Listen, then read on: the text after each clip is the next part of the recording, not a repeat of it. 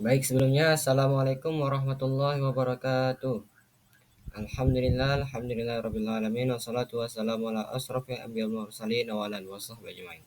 Rabbi syrah li sadari wa yassir li amri wahlul 'uqdatam min lisani yafqahu qawli. Pertama-tama marilah kita panjatkan puji dan syukur kita kepada hadir Allah Subhanahu wa taala karena telah memberikan nikmat kepada saya sehingga saya masih bisa menjelaskan tugas baca kedua pada pertemuan 10 kali ini.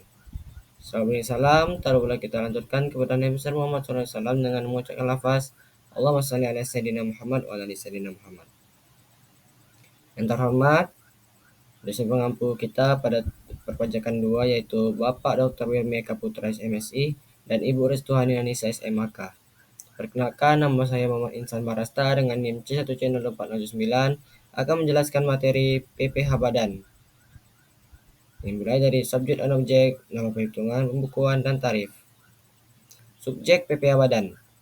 Subjek pajak PPH Badan adalah badan usaha yang memenuhi kriteria berikut. Yang pertama yaitu perseroan terbatas atau PT, perseroan lainnya, badan usaha milik negara, badan usaha milik daerah, badan usaha milik desa, firma, kongsi, koperasi, organisasi masyarakat, lembaga swadaya masyarakat, badan usaha lain yang didirikan di Indonesia, bentuk usaha tetap atau but dari subjek pajak luar negeri.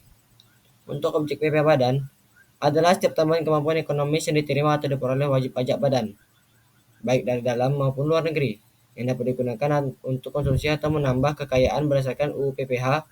Beberapa contoh penghasilan yang termasuk objek pajak badan adalah laba usaha, keuntungan dari penjualan atau pengalihan harta, bunga, royalti dan dividen, sewa dan penghasilan lain sehubungan dengan penggunaan harta, penerimaan kembali pembayaran pajak yang telah dibebankan sebagai biaya, keuntungan karena pembebasan hutang, hadiah dan penghargaan. Norma penghitungan.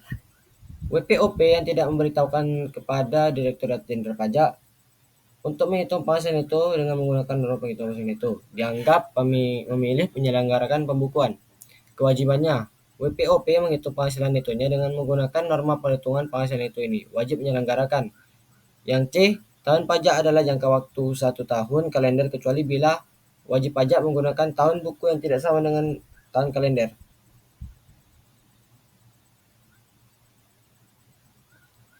Yang kedua, dalam hal terhadap WP Badan atau WPOP yang melakukan kegiatan usaha atau pekerjaan bebas dilakukan pemeriksaan sebagaimana diatur dalam UU KUP. Ternyata wajib pajak orang pribadi atau badan tersebut tidak sepenuhnya menyelenggarakan pembukuan atau tidak bersedia memperlihatkan pembukuan atau pencatatan atau bukti-bukti pendukungnya. Penghasilan netonya dihitung dengan menggunakan norma perhitungan penghasilan itu. Yang tiga, pemberitahuan penggunaan NPPN dianggap disetujui. Pemberitahuan penggunaan norma perhitungan penghasilan neto yang disampaikan dalam jangka waktu 3 bulan sejak awal tahun pajak.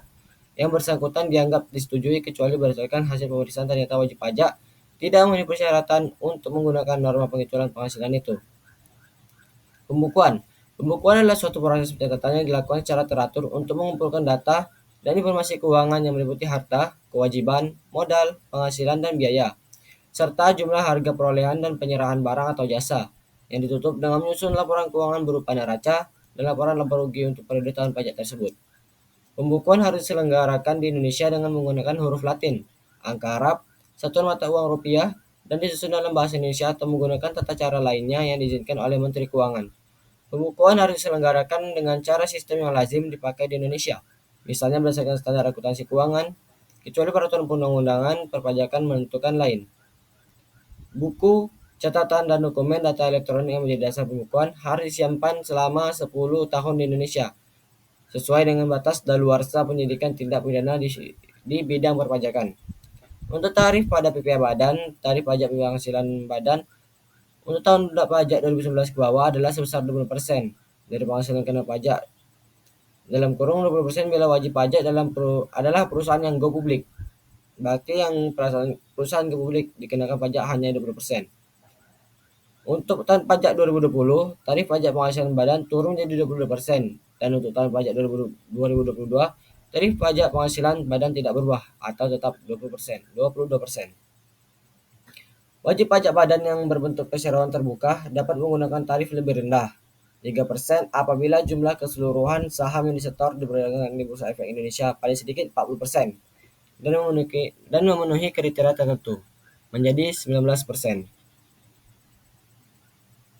Baik, segitu saja dari saya. Bila ada kurangnya, saya mohon maaf. Wabillahi taufiq wal hidayah. Wassalamualaikum warahmatullahi wabarakatuh.